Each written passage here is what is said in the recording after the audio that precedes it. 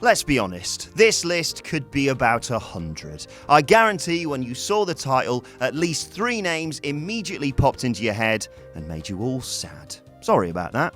The WWE mishandles talent on a weekly basis, it seems. Your favourite wrestler will be quietly going about his business, patiently awaiting the title match we all want to see, and then bang! He's destroyed by a 50-year-old mayoral candidate and deemed not main event ready. For some wrestlers, it's because they don't fit the Vince McMahon blueprint, and God knows what that looks like nowadays. But even ones that are straight out of the boss's wildest dreams have, on occasion, been tarnished beyond repair quicker than you can say Sean O'Hare. With that in mind, and with honourable mentions for DDP, Bray Wyatt and Taz, I'm Adam Wilborn from WhatCulture, and these are 10 wrestlers you can't believe WWE ruined. But before we begin, don't forget to subscribe to stay notified. Ding, ding, done.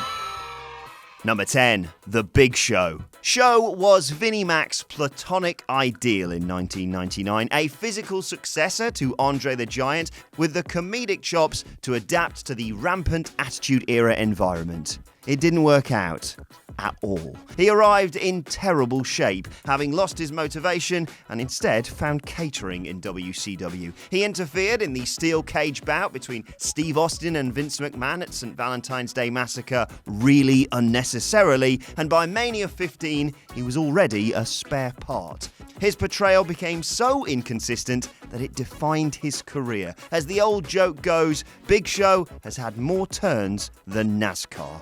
If a new babyface world champion needed a fresh opponent, guess who was there to turn heel? Granted, Show's run was dogged by himself as much as it was short-sighted, fickle booking, but surely you send a guy to developmental before you make him world champion, not after. Number 9, VADER. You could make the argument that VADER is fat and Vince is allergic to fat and then be done with this entry, but this was 1996, a year removed from the great Mabel fiasco of 95. Mass acted as a temporary substitute for artificial muscle in the cautious fallout of the steroid trial. VADER debuted during the year in which Shawn Michaels lived out his boyhood dream, and in an era which babyface champions reigned supreme. He was never earmarked for a lengthy WWF heavyweight title run. Still, this was f***ing VADER, an ultra-believable threat who, booked with a little more give on the leash, was capable of so much more.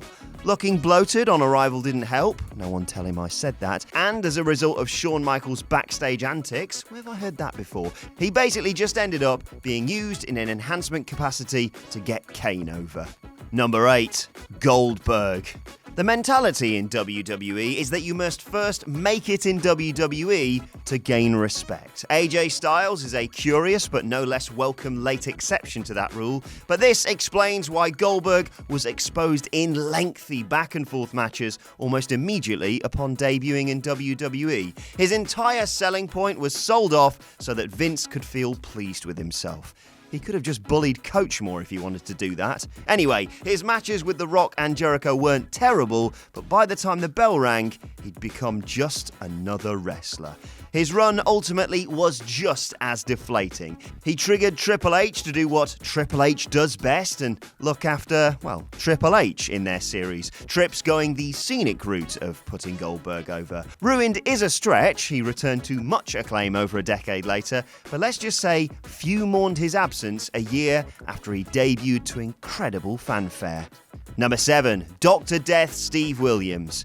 Williams was drafted into the WWF in order to eventually provide Steve Austin with a credible heel opponent. That he was. His work in All Japan Pro Wrestling was electric and totally believable too. Vince McMahon chased his signature for years for this reason. The great thing about wrestling, when it's done right, is that it emulates the thrill of sport while having the ability to control the outcome. Your guy gets the win because the predetermined nature of it leaves nothing to chance. Sorry to the whole "it's still real to me, damn it" lot. So, in the infamous Brawl for All, Vince Russo left the push of this not inconsiderable investment to complete chance by positioning him in a legit shoot fighting tournament. Williams was knocked out in the second round of his own star vehicle by Bart Gunn, whose career was also subsequently sabotaged. Russo did do some great stuff in 1998, but it's sobering to remember that when tasked with the idea of getting a guy over who had proven himself capable for several years, he contrived to ruin 2 careers. I believe this is the point where Cole would shout, "Vintage Russo!" Number 6. Sting. WWE wanted Sting for years. For what reason exactly remains unclear, given the bizarre fate he suffered in 2015. He announced his stunning arrival at Survivor Series 2014 by disbanding the Authority. For a bit. WWE retconned the idea of having Sting drive Triple H out of the WWE when they suddenly realised that would have meant driving Triple H out of the WWE. The basis of their feud was instead reorientated to a tired, unwelcome and pointless Monday Night Wars retread, which, of course, Triple H had to win. Their eventual WrestleMania match was all over the place. Was it a grudge bout or a flimsy exercise in nostalgia? If the former, why did the heel win a one-and-done affair, compromising Sting's valuable Blu-ray stock in the eyes of the modern audience? If the latter, why the f*** was it the longest match on the card? You can believe why WWE ruined Sting, but did anyone think to tell Vince it's not 2001 anymore? Number 5. Wade Barrett. My best friend, Wade Barrett, hit so many McMahon checklist points that it's a wonder he isn't a headliner right now. He's foreign, and by extension evil, prime WWE fodder. He's also tall, honed his physique to reach veritable ripped status. He's a fantastic talker and a naturally detestable cackling heel. However, his bad news persona was getting over incorrectly. Funny how they say it doesn't matter if Roman Reigns gets booed, but Barrett wasn't allowed to get cheered, and was thus dropped in favour of the derivative and passé King bit, which, as with many others, did him no favours. Towards the end of his run, Barrett got crowbarred into the League of Nations, but by then, he stood no chance. Barrett had been stigmatised as a talent devoid entirely of any authenticity, the subject of countless experiments. Number 4. Booker T. Booker was built for WWE despite being a WCW guy. He was as funny as he was talented, able to get over in between the ropes and in backstage segments. After a quality run with Goldust in the tag ranks, he was installed as an opponent for Triple H's World Heavyweight title. Oh dear. WWE did everything to generate sympathy. Booker's past as an orphan and reformed criminal was uncovered. Triple H even ramped up the racial overtones just in case you were unsure as to who the bad guy was supposed to be. Much of this was beyond the pale, but the only possible outcome would have excused it. But, unbelievably, Booker T didn't win his own feel-good redemption story, and not even in a Rocky-style he lost but he won in all our eyes way. In a Triple H taking 23 f***ing seconds to pin him after hitting the deadliest finisher in all of wrestling kind of way. Booker T did recover because he's that talented, but as absolutely riotous as his King Booker heel shtick was, it wasn't A-grade headliner material. He was a natural babyface when the bell rang, but the events of March 30th, 2003 forever cast him as a loser. Number 3. Stone Cold Steve Austin. Whoa, whoa, whoa, comment section. Hear me out. The WWF made a critical error, turning Stone Cold Steve Austin heel at the infamous climax of WrestleMania X7. House show business, merchandise, ratings, everything suffered in its wake. Austin was running out of steam, but he wasn't limping out back. Besides which, The Rock was temporarily bound for Hollywood. What sense did removing the 2 biggest stars from the picture make? Unlike The Rock, who veered so effortlessly from lovable prick to straight-up prick, fans simply could not accept Austin in the heel role.